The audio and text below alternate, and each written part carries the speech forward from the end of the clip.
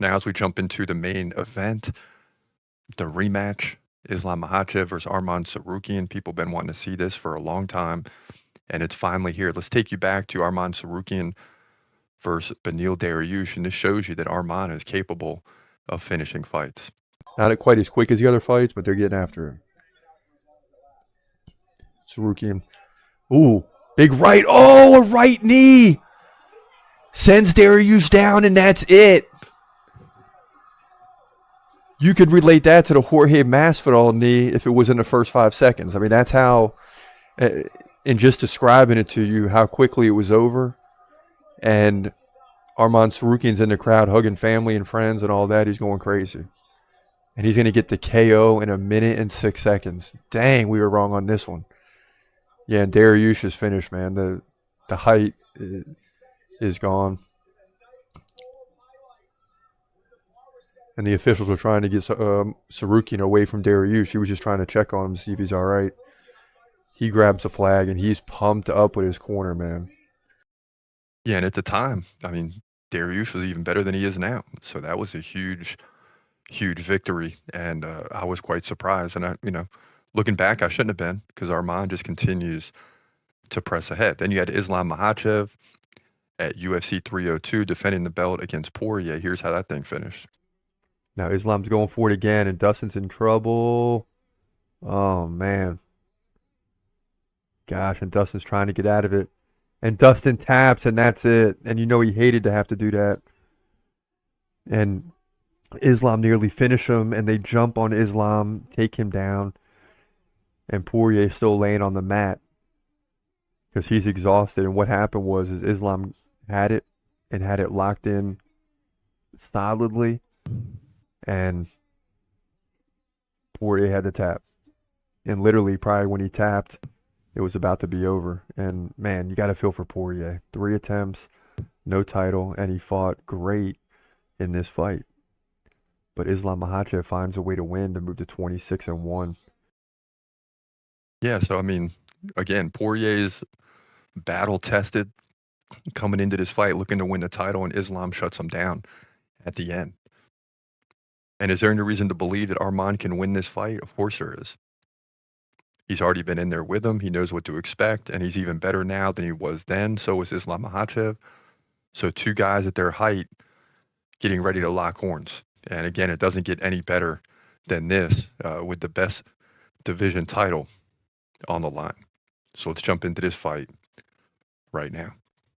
In the lightweight division at UFC 311, this is your main event for the lightweight division title, the best division and the best title in the UFC, in my opinion. You got Islam Makhachev, the current champ, comes in at 26-1 in the rematch against Arman Tsarukyan, who comes in at 22-3.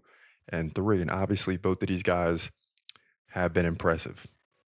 Now, let's get into it. Islam Makhachev, 3 inches taller at 5'10". He's 33. Tsarukyan now 28 years old. He was much younger at the time, which would make you believe this is going to be a closer fight, potentially.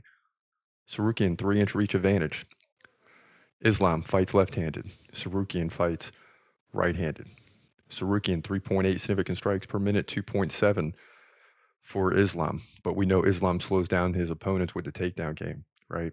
Both guys have a takedown game landing more than one takedown on average, right around one, but slightly more than one per round. Now, Islam, 90% takedown defense. Tsarukyan, 79% takedown defense.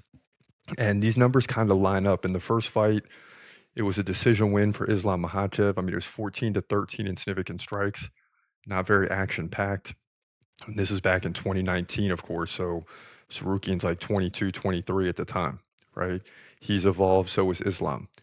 In that fight, 4 takedowns for Islam, 1 for Arman Tsarukyan. And we know the story with both these guys since then. I mean, they've been highly impressive. Tsarukyan has won 4 in a row. He did lose to Mateusz Gamrot by decision, giving up six takedowns to 1 in that fight. And see, to me, that's the problem. Now, Tsarukyan did beat Charles Oliveira by split decision. Didn't give up any takedowns against Charles Oliveira. That was impressive. So it's shown he has gotten better. He hasn't given up a takedown in the 4-fight win streak. and he's had 13 takedowns to 0, basically. But against Mateusz in 2022, he gave up those 6 takedowns, and that leads me to believe that still, even though he's gotten better, he's in the prime window, might even be a champion one day as Islam hits 36, 37, 38, right? Or maybe moves up to the welterweight division. But I don't see him winning this fight right now. Islam is too good. Islam is making sure that he's 100% going into this fight. He's made Tsarukyan wait for several months. So we'll see what happens. But I mean, listen, I can't go against Islam Makhachev. I mean, this guy is the real deal. We got him at like number 3 or 4 on the due list. I think it's number 4, right behind Hamza Chimaev, John Jones, and Alex Pereira. You got Islam Makhachev. So he's one of my favorite fighters. Make no mistake about it. And he should win this fight in dominant fashion. Hopefully, for his sake, he can get the finish because that would really close the door on all the Arman Tsarukyan talk. That's what I hope happens. That's what I believe happens. But either way, I got Islam Makhachev dominating the ground and winning this fight by decision or submission. We'll see. But he retains a lightweight belt in this one and moves to 27-1, in my opinion, here in the lightweight division for the lightweight division title, your main event at UFC 311. Yeah, so there's just no reason to believe Islam is going to lose this fight. He's at the top of his game. And when he does win this fight, he's done with the lightweight division. Doesn't mean he'll never defend the belt again. I just mean he's dominated everyone that's close to the top. There's no one else that's rising right now that if Arman Tsarukyan can't beat him, that you would say, hey, this guy's coming up. He could challenge Islam. There's just nobody. That's the bottom line. And he's one of my dudes, right? You see him there, number 4. I look at that top 5 is highly regarded. Guys that aren't losing to anybody, including Shavkat Rakhmonov at number 5. So you got that. And, that's the way we see this thing going down. Islam Makhachev defends the belt successfully and continues marching forward. And then he's looking up at the welterweight division potentially and going after that belt, whether it's against Bilal, excuse me, or whoever's there at the time.